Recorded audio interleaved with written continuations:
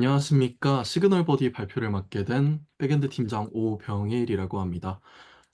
네, 저희 목차는 다음과 같이 구성이 되어 있고, 시간 관계상 조금 빠르게 진행하면서 넘어가는 점이 많다는 부분 양해 말씀 부탁드리겠습니다. 네, 프로젝트 계획입니다. 계획 같은 경우에는 기획을 중점적으로 설명드릴 예정이고, 기획 단계에서 저희가 보행 시 느꼈던 불편한 경험들을 먼저 가져오기 시작했습니다. 보행 시에 언제 초록불로 바뀌지, 가장 빠르게 이동할 수 있는 방법은 뭘지 항상 고민하면서 걷는 분들 계실 겁니다. 저희 팀에도 그런 분들이 많았는데, 이런 고민 때문인지 시간 때문인지 스마트폰을 보행 중에 이용하는 인원들이 되게 많이 있었습니다. 그런 분들 때문에 생긴 합성어가 스몬비족이라는 뜻인데요. 이 스몬비족이라는 합성어는 스마트폰 플러스 좀비를 뜻하는 합성어로, 스마트폰을 사용하던 행인의 교통사고가 이제 2017년도 대비 2018년도에 27% 넘게 증가했다는 통계 자료이고, 실제로 실험 결과 시야폭이 56% 감소하고 전방 주시가 85%가 감소한다는 결과가 나타났었습니다. 그리고 또한 교통 이동권에서 소외되는 교통 약자들이 존재하는데, 시각장애인을 위한 음향 신호기나 점자 블록의 설치율이 매우 낮은 통계를 가지고 있고, 이런 스몬비족에 대한 대처법으로 정부에서 내놓은 방안이 바닥에다가 신호등을 설치하는 건데, 이 경우에 밝은 낮에는 잘 안 보이는 문제점이 있고, 설치 예산이 2.4조 정도로 책정되어 있다는 비용의 문제가 있습니다. 해서 저희와 같은 다른 서비스가 어떻게 이런 부분들을 보완하고 어떻게 개발을 해나가고 있는지 좀 찾아봤는데, 기존에 저희가 많이 이용하던 카카오 맵과 넥스트라는 회사에서 진행하고 있는 AR 보행자 길 안내 서비스가 있었지만, 이 두 가지 경우에는 길 안내 서비스 내비게이션 처리 시스템으로는 너무 괜찮지만 시각장애인은 이용이 불가하다는 점 때문에 한계가 있었고, SKT에서 진행하는 GI 플러스라는 시스템이 있었는데, 이 경우에는 시각장애인 한정으로 서비스를 제공해서 전방에 있는 물체를 3D 모델링을 통해서 인식하고 길을 찾을 수 있게 도와주는 서비스였지만, 실시간 신호등 정보가 제공되지 않아서 교통에서 시각장애인이 겪을 수 있는 두려움은 해소되지 않았었습니다. 해서 저희가 만들고자 하는 프로젝트를 한 줄로 요약하면, 보행 환경을 개선하고 모든 사람이 안전한 이동권을 누릴 수 있도록 신호등 점등 현황을 실시간으로 알리는 서비스라고 할 수 있겠습니다. 이 내용 같은 경우는 뒤에 자세하게 설명드릴 테니까 조금 지금은 넘어가도록 하겠습니다. 기대 효과 같은 경우는 보행자의 편의성 증대, 안전사고 예방이 있고, 비즈니스 활용성 같은 경우는 아까 예산이 책정되었던 2.4조를 절약할 수 있다는 면에서 비즈니스적으로 충분히 활용할 수 있을 거라고 생각이 듭니다. 네, 이용한 공공 데이터 같은 경우는 T 데이터와 T맵 API를 이용해야 했고요. 개발 환경 같은 경우에도 프론트 팀, 백엔드 팀 나눠서 설명할 때 자세하게 진행될 거기 때문에 넘어가도록 하겠습니다. 네, 다음은 시스템 아키텍처입니다. 시스템 아키텍처의 경우에는 프론트 팀에서는 버스를 통해서 무중단 배포를 구현을 해주셨고, FCM을 통해서 알림 기능을 수행할 수 있게 진행해 주셨습니다. 백엔드 팀에서도 마찬가지로 무중단 배포로 개발을 진행을 했고, DB의 경우에는 마리아DB, 캐스팅 레디스, 이미지 처리, S3를 이용하고 있습니다. 네, 이 부분은 CI/CD 아키텍처인데, PR을 생성해서 머지가 됐을 때 슬랙으로 알림이 오고, 젠킨스와 그래드 빌드가 되면은 이제 무중단 배포, 블루 그린 처리를 통해서 무중단 배포가 진행이 되게 되어 있습니다. 모니터링 같은 경우에는 저희가 실제로 서비스 이용한 내용에서 프로메테우스와 그라파나를 이용해서 볼 수 있고, 이 부분은 이따 백엔드 팀 설명할 때 자세하게 안내 드리도록 하겠습니다.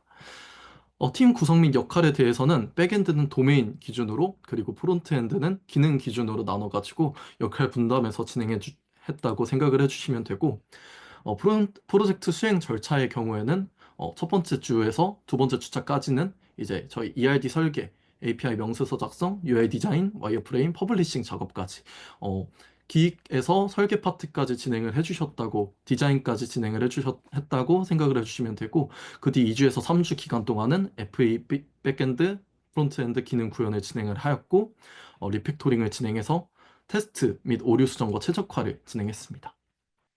저희 구형 기능 같은 경우에는 신호등 점등 현황과 보행자 내비게이션, 사용자 맞춤 시스템, 피드백 게시판, 관리자 모니터링 기능이 있는데, 이 부분은 이제 시연 영상에서 조금 자세하게 다룰 거니까 저는 여기 보이는 이미지 화면들 한 번씩 보여드리면서 넘어가도록 하겠습니다.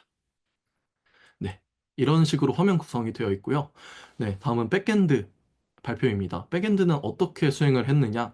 저희 같은 경우는 아까 프로젝트 일정이랑 똑같이 진행이 되었지만, 리팩토링 및 QA와 발표 준비가 조금 추가되었다는 점이 이 페이지에서 다른 점이고요. 작업 환경 같은 구성 같은 경우에는 이제 CI/CD, GitHub 액션과 젠킨스를 이용했고, 인프라스트럭처는 다음과 같이 이용했습니다. 저희 개발 환경 같은 경우에는 크게 테스트 코드, 데이터베이스, 통신, 모니터링, API 문서와 스케줄링, 세큐리티, 그리고 개발 언어 프레임워크, 빌드 툴까지 이용했다고 생각을 해주시면 되고요. 네, 다음과 같은 툴들을 이용했고, Gitflow 같은 경우에는 저희가 디벨롭 브런치를 디폴트 브런치로 둬서 다른 멤버들이 피처 브런치를 생성하고 합쳐졌을 때 CI를 수행하고 메인으로 합쳐질 때는 CD까지 같이 수행을 해서 배포가 진행이 되게 구성이 되어 있습니다. 네, 다음으로는 코드 퀄리티 툴을 이용을 해서 자쿠코와 소나 클라우드로 저희 세큐리티의 적합도와 그리고 어느 정도 코드 커버리지를 챙기기 위해서 이용을 하였습니다. 해서 결과로는 위험도와 이제 이슈 사항 같은 게 없이 잘 통과가 되었으나 커버리지 같은 경우는 60%가 조금 안 되는 커버리지를 차지하고 있어서 아쉬운 면이 있어서 추후 리팩토링을 할 예정입니다.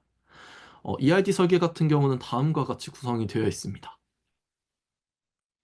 네, 백엔드에서 통합 요구사항 명세서를 합칠 때 진행을 했고, 기능 구현 같은 경우에는 이제 스웨거 API 문서화를 통해서 다음과 같이 5장 정도 API가 나오게 되었습니다.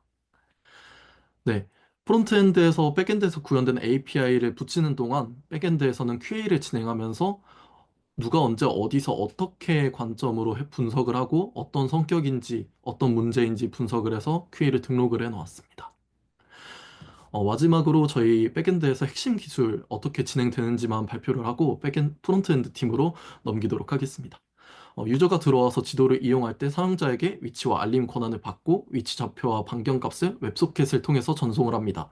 이 반경값을 기준으로 이제 레디스에 데이터가 존재하는지 검색을 하고 존재하지 않는다면 데이터베이스에서 검색을 통해서 클라이언트로 다시 보내게 됩니다. 클라이언트에서 다시 받아서는 신호등의 데이터를 마커로 노출하고 이 노출된 마커를 클릭했을 때 잔여 시간 정보를 확인하며 FCM을 통해서 알림을 받을 수 있게 구현이 되어 있습니다. 모니터링 같은 경우는 교차로의 요청을 카운트하고 응답 상태 현황과 시스템 정상 여부, 그리고 응답 시간 현황, 그리고 교차로 호출별 현황을 확인할 수 있게 되어 있고 API 호출 횟수가 제한이 되어 있기 때문에 다음과 같이 구성이 되어 있습니다. 프론트 팀은 크게 작업 프로세스를 기획, UX, UI, CI/CD 퍼블리싱, 그리고 기능 구현, QA 리팩토링 순서로 나누어서 진행을 하였고요. 그리고 프로젝트는 크게 스프린트 단위로 기간별로 나누어서 각 스프린트 단계별로 진행해야 할 항목들을 구분하였고, 해당 스프린트마다 수행해야 할 태스크들을 이런 식으로 통합 진행 상황 관리보드에 리스트업을 해서 진행을 하였습니다. 각각의 태스크마다 직접적으로 수행해야 할 세부 사항들을 이렇게 백로그에 기록을 해서 멤버별로 태스크를 할당을 하였고요.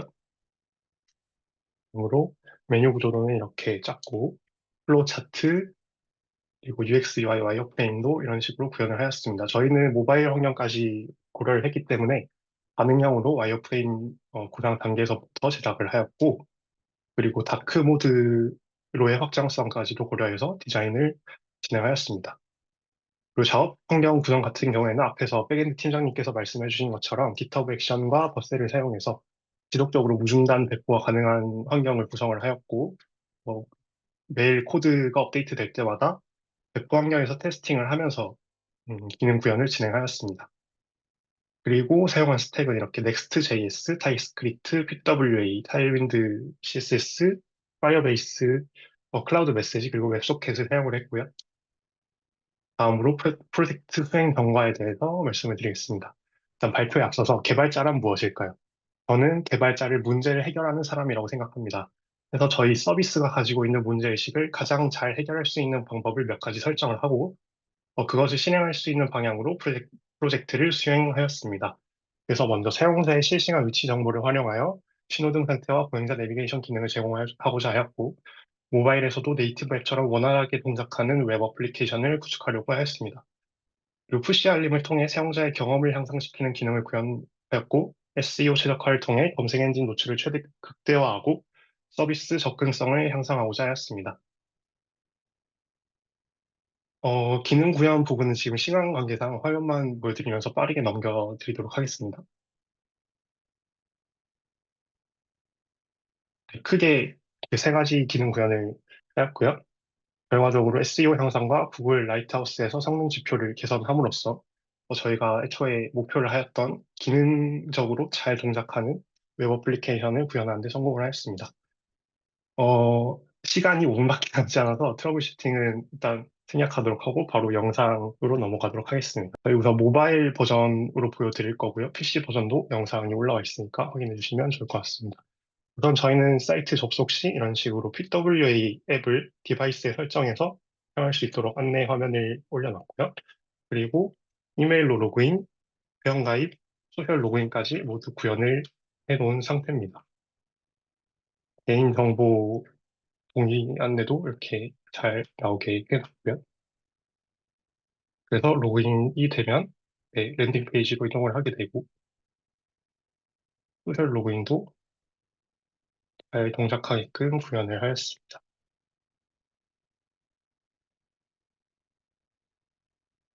그리고 회원 정보 변경이나 아니면은 비밀번호를 까먹었을 때 이메일 인증을 통해서 본인 인증 과정을 거친 후에 회원 정보 수정이 가능하게끔 구현을 했고요. 프로필 이미지와 닉네임 비밀번호도 재설정이 가능하게끔 구현을 하였습니다. 다크 모드와 라이트 모드도 사용할 수 있게 구현을 하였고, 기본적으로는 시스템에서 사용하고 있는 모드를 화면에 보여주도록 구현을 하였습니다. 지도 화면으로 가면은 이렇게 사용자 위치 기반으로 화면을 보여주게 되고, 원하는 목적지를 검색하면 해당 목적지의 정보를 보여주게 됩니다. 이렇게 경로 설정이 되고, 경로 안내 기능을 선택하면 이렇게 음성 안내도 가능하게끔 구현을 해놨고요. 슬라이더로, 슬라이더로 이 구역마다 어떤 경로로 이동하게 되는지 안내하게끔 구현을 해놨습니다. 그리고 서울시에서는 지금 신호등 API를 제공해주고 있어서 지금은 서울시 한정으로 이렇게 신호등 정보를 실시간으로 확인할 수 있게끔 구현을 해놨고요. 교차로 마커를 선택을 하면 이런 식으로 실시간 신호등 전멸 상태와 해당 교차로에 대한 피드백 게시물을 확인할 수 있게끔 구현을 했습니다. 그래서 여기서 신호등에 대한 피드백을 작성하고 싶으면 피드백 작성 버튼을 눌러서 피드백 페이지로 넘어가게끔 구현을 했고요. 이렇게 제목이랑 유형, 본문까지 원활하게 작성이 가능하도록 구현을 했습니다. 당연히 CRUD도 모두 가능하게끔 해놨고, 좋아요와 댓글 기능도 구현을 해놨습니다. 여기서 이제, 네, 요거는 시간 때문에 넘어가도록 하겠습니다. 그리고 여기서, 필터링 기능을 추가를 해서 답변 전, 답변 후, 혹은 피드백의 유형이나 아니면 제목과 작성자, 키워드별로 검색도 가능하게끔 필터링 기능을 적용을 해뒀고요.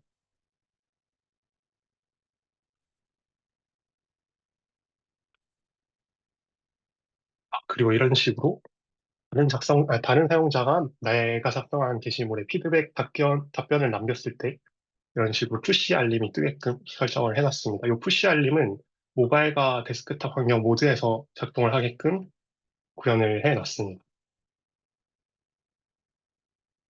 이런 식으로 본인이 사용했던 최근 경로도 마이 페이지에서 확인할 수 있고, 이 최근 경로를 즐겨찾기에 추가해서 좀 빠르게 내가 이전에 사용했던 경로를 확인할 수 있게끔 구현을 했습니다. 즐겨찾기 화면에서는 이런 식으로 드래그 앤 드랍으로 즐겨찾기 항목을 위치 변경도 할 수 있고, 삭제도 할 수 있고, 장소명도 새롭게 지정할 수 있도록 구현을 해뒀습니다. 이런 식으로 잘 동작하는 걸 확인할 수 있고요. 마지막으로 회원 탈퇴 기능까지 잘 구현이 된 것을 볼 수가 있습니다.